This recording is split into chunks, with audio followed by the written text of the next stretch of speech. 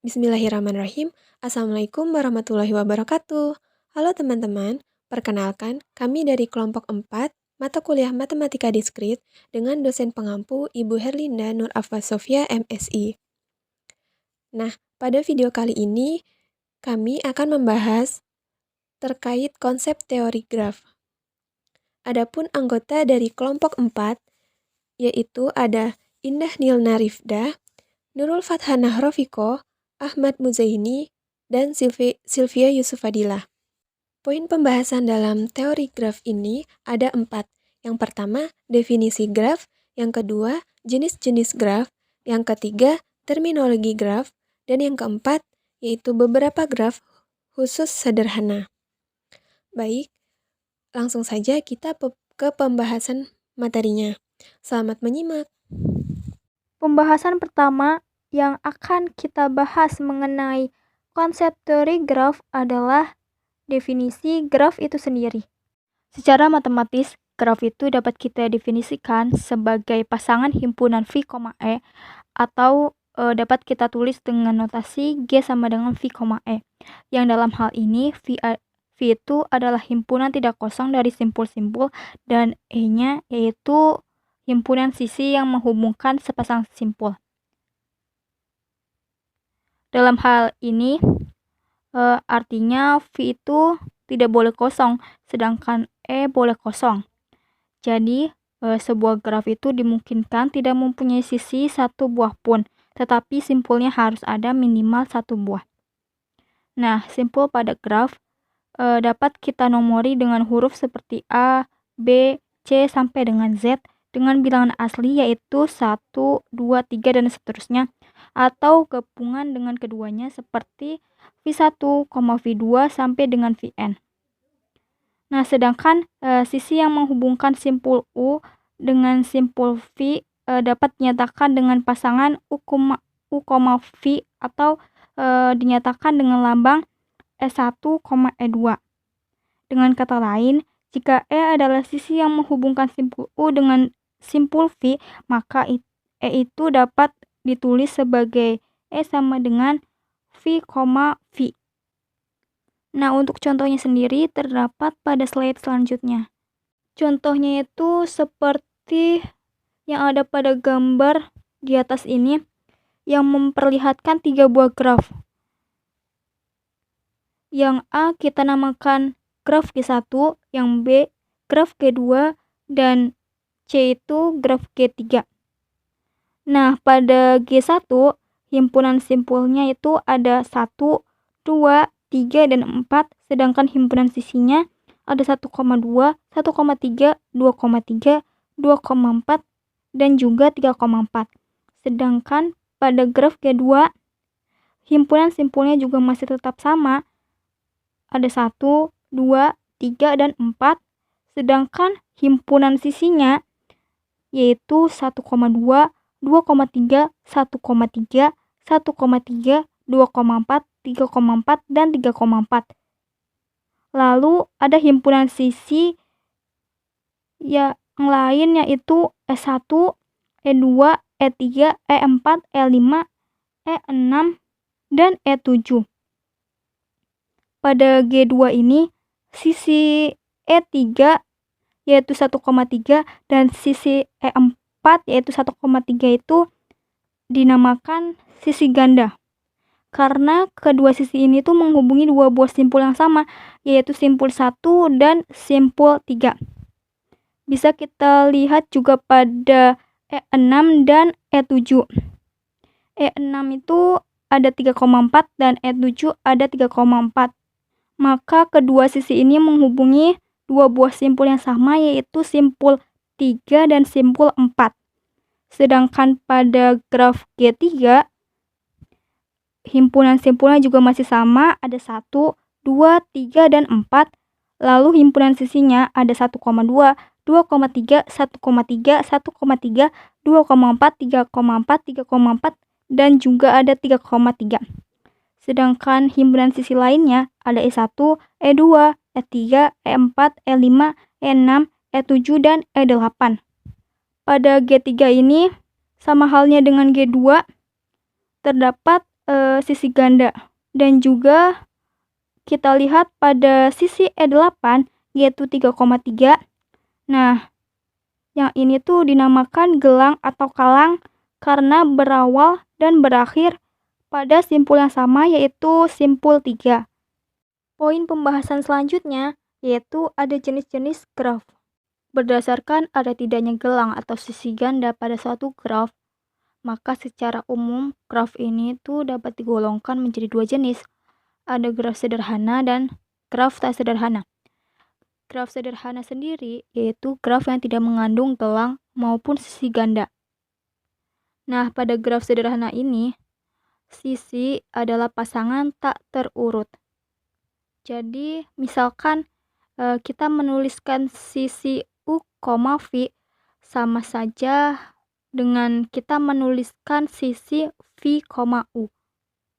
Jadi, kita juga dapat mendefinisikan graf sederhana itu terdiri dari himpunan tidak kosong simpul-simpul dan E adalah himpunan pasangan tak terurut yang berbeda yang disebut dengan sisi.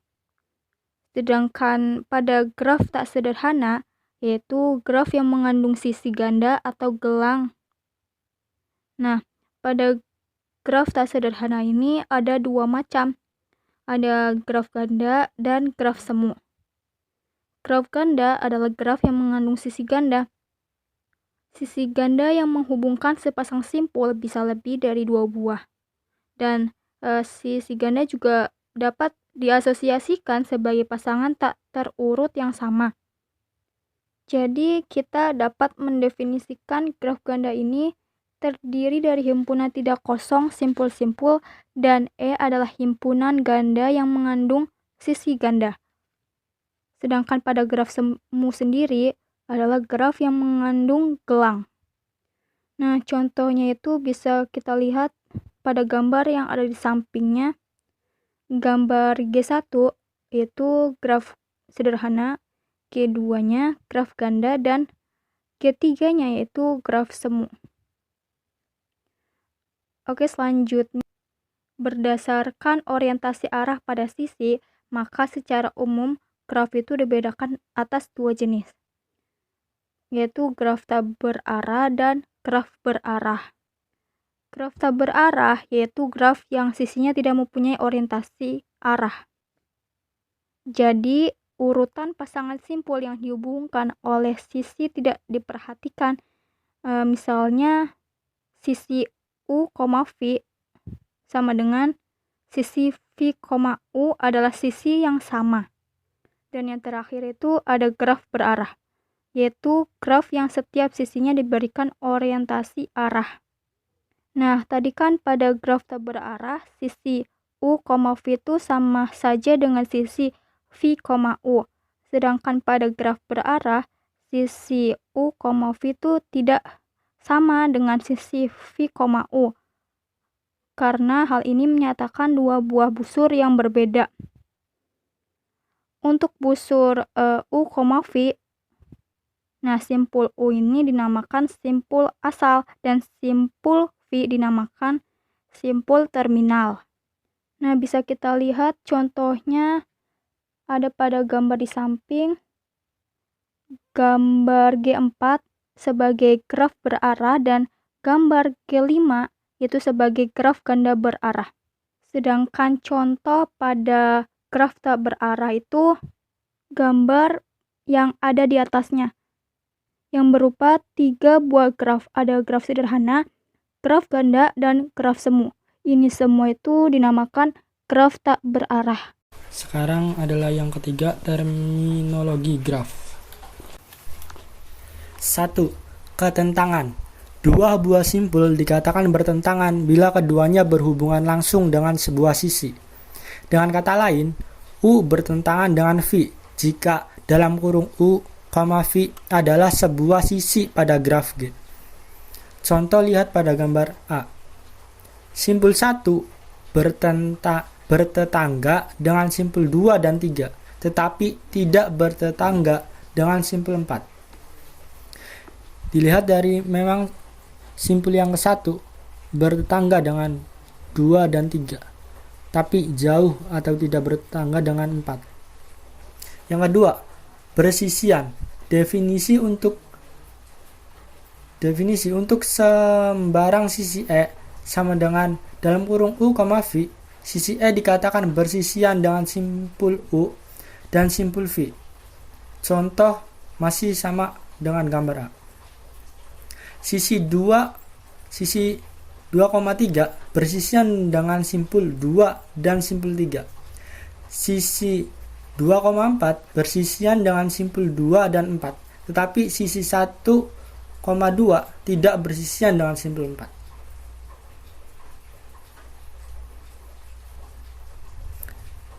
Yang ketiga, simpul terpencil.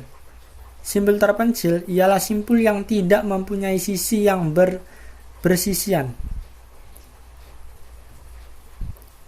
dengannya, atau dapat juga dinyatakan bahwa simpul terpencil adalah simpul yang tidak satupun bertetangga dengan simpul-simpul lainnya. Contohnya pada gambar, simpul A adalah simpul terpencil. Lihat bahwa memang simpul A tidak bertetangga dengan yang lain. Jadi dinamakan simpul terpencil. Keempat, graf kosong. Graf kosong yang himpunan sisinya merupakan himpunan kosong dalam kurung N besar N. Yang dalam hal ini N adalah jumlah simpul. Nah, lihat pada gambar di sampingnya ada graf kosong. N-nya atau jumlah simpulnya adalah 5. Itu adalah ada 5 simpul. Lanjut, kelima, derajat. Derajat suatu simpul adalah jumlah sisi yang bersisian dengan simpul tersebut. Notasi D dalam kurung V menyatakan derajat simpul V. Kita lihat pada graf G1, D dalam kurung 1 sama dengan D dalam kurung 4 sama dengan 2. D dalam kurung 2 sama dengan D dalam kurung 3 sama dengan 3. Kita tinjau pada graf G2. D dalam kurung 1 sama dengan 3, yaitu bersisian dengan sisi ganda. D2, D dalam kurung 2 sama dengan 4, yaitu bersisian dengan sisi gelap atau loop. Kita tinjau graf G3, D dalam kurung 5 sama dengan 0 adalah simpul terpencil. D dalam kurung 4 sama dengan 1 adalah simpul anting. Simpul anting-anting atau pendan vertex. Keenam, lintasan atau path. Lintasan yang panjangnya N dari simpul awal V0 ke simpul tujuan Vn. Di dalam graf G ialah barisan berselang-seling simpul-simpul dan sisi-sisi yang berbentuk V0, E, V1, E2, V2 dan seterusnya sampai Vn-1, En, Vn.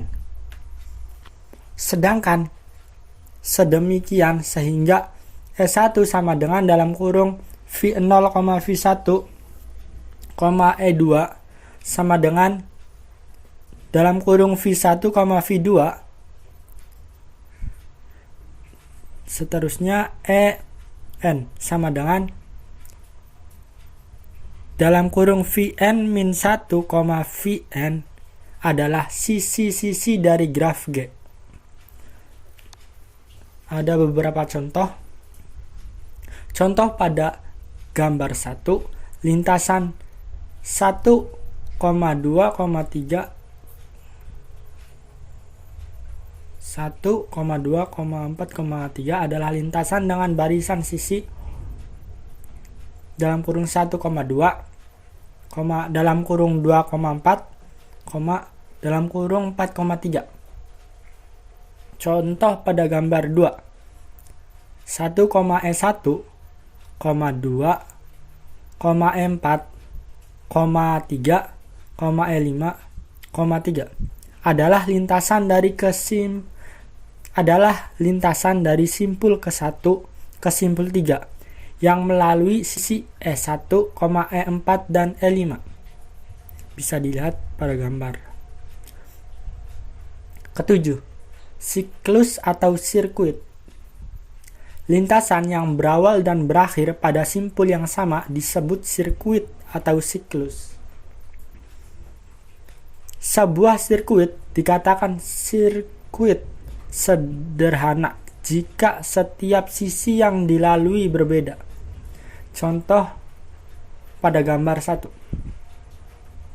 Pada 1,2,3,1 adalah sirkuit sederhana, sedangkan 1,2,4,3,2,1 bukan sirkuit sederhana karena sisi 1,2 dilalui 2 kali.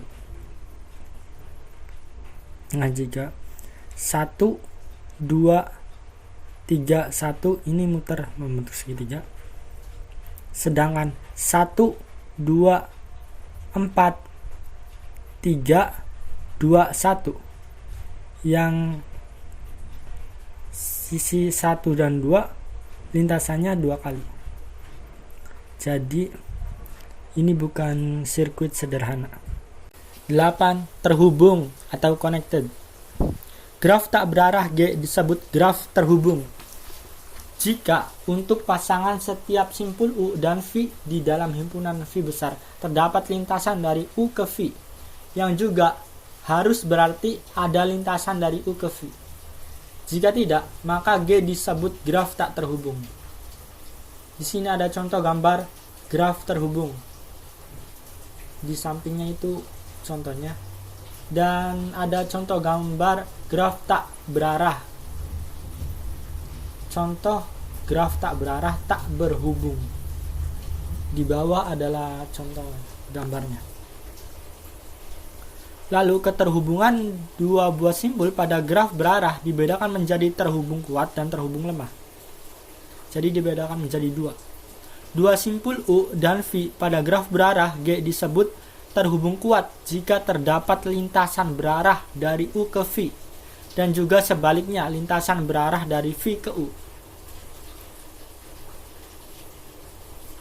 Lalu, jika U dan V tidak terhubung kuat tetapi tetap terhubung pada graf tak berarah, maka U dan V dikatakan terhubung lemah. Ini ada contoh gambar A adalah graf berarah terhubung kuat. Sedangkan yang B, graf berarah terhubung lemah. Kita bisa lihat saja perbedaannya di gambar. Baik, selanjutnya adalah terminologi graf yang ke-10, yaitu upagraf merentang atau spanning subgraph. Definisi upagraf itu adalah graf bagian dari suatu graf. Sehingga definisi dari upagraf merentang yaitu upagraf G1 sama dengan V1, E1 dari G sama dengan V, E dikatakan upagraf merentang jika V1 sama dengan V, yaitu G1 mengandung semua simpul dari G. Nah, dapat dilihat pada contoh gambar. Di sini gambar G1 adalah upagraf merentang dari G, karena G1 mengandung semua simpul dari G, yaitu simpul 1, simpul 2, simpul 3, simpul 4, simpul 5. Kemudian, gambar yang di sebelahnya lagi yaitu G2. G2 bukan upagraf merentang dari G, karena G2 tidak mengandung semua simpul G, di mana G2 ini hanya memiliki simpul 1, simpul 2, dan simpul 3. Nah, kemudian yang ke-11 ada graf berbobot atau weight graph. Definisi dari graf berbobot adalah graf yang setiap sisinya diberi sebuah harga atau bobot, atau istilah lainnya yaitu nilai. Nah, contoh gambar graf berbobot di sini dapat dilihat di bawah.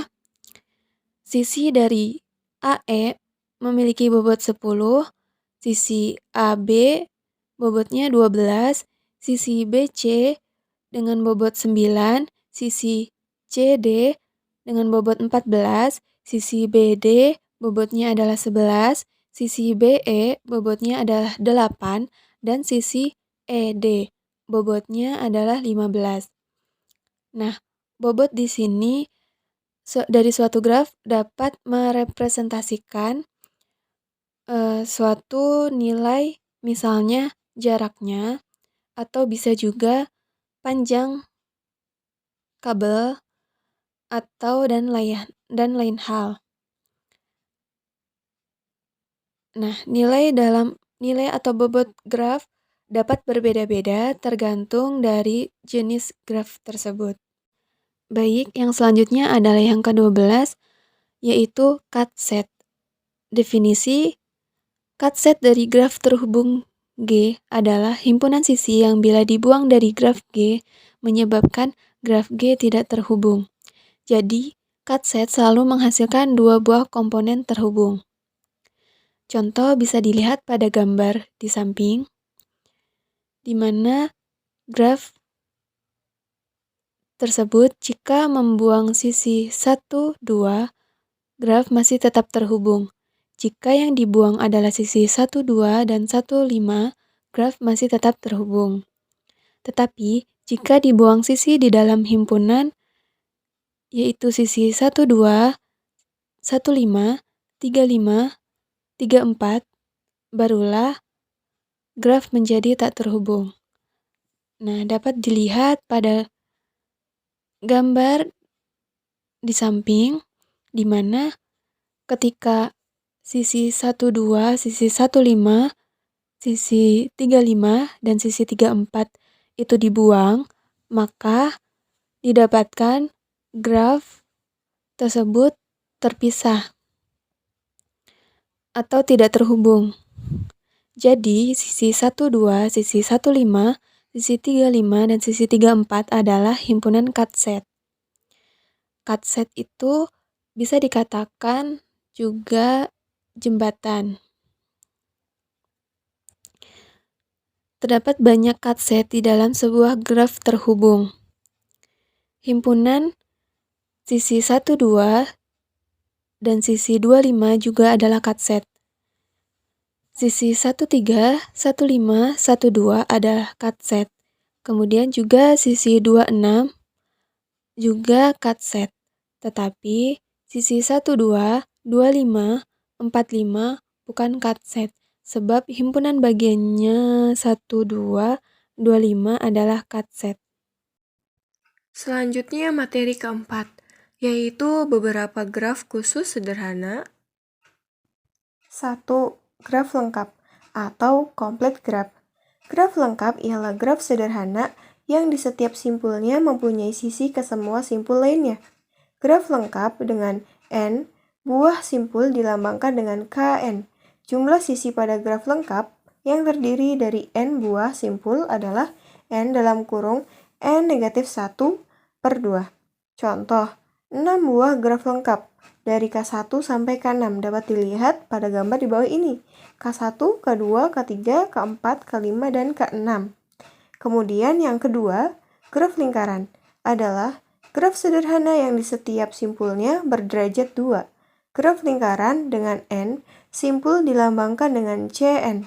Contoh, gambar di bawah adalah 4 buah graf lingkaran. Salah satu topologi jaringan komputer area lokal atau LAN adalah topologi cincin yang direpresentasikan sebagai graf lingkaran. Selanjutnya yang ketiga, graf teratur. Graf yang setiap simpulnya mempunyai derajat yang sama disebut graf teratur. Apabila derajat setiap simpul adalah R, maka graf tersebut disebut sebagai graf teratur derajat. Jumlah sisi pada graf teratur adalah NR/2. Contoh, gambar di bawah adalah graf teratur berderajat 0, 1, dan 2. Untuk I1 yaitu derajat 0 dan I2 derajat 1 dan I3 derajat 2. Contoh, I1 pada gambar di bawah adalah graf teratur berderajat 3 dengan 4 buah simpul. Untuk I2, graf teratur berderajat 3 dengan 6 buah simpul. Untuk I3 adalah graf teratur derajat 3 dengan 8 buah simpul.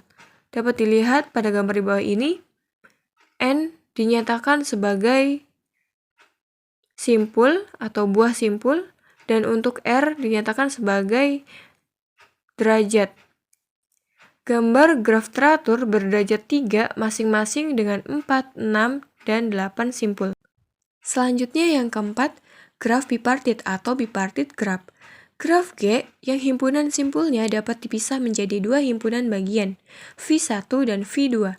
Sedemikian sehingga setiap sisi pada G menghubungkan sebuah simpul di V1 ke sebuah simpul di V2. Disebut graf bipartit dan dinyatakan sebagai G, V1, V2. Dapat dilihat pada gambar di bawah ini untuk gambar G, V1, V2. Selanjutnya gambar untuk yang A dinyatakan sebagai graf persoalan utilitas dan gambar B sebagai topologi bintang. Keduanya adalah graf biparit. Contoh, graf G pada gambar di bawah adalah graf bipartit karena simpul-simpulnya dapat dibagi menjadi V1 sama dengan himpunan A, B, D, dan V2 sama dengan himpunan C, E, F, G, dan setiap sisi menghubungkan simpul di V1 ke simpul V2. Dapat dilihat pada gambar di bawah ini. Contoh selanjutnya yaitu graf G pada gambar di bawah ini adalah graf biparit lengkap.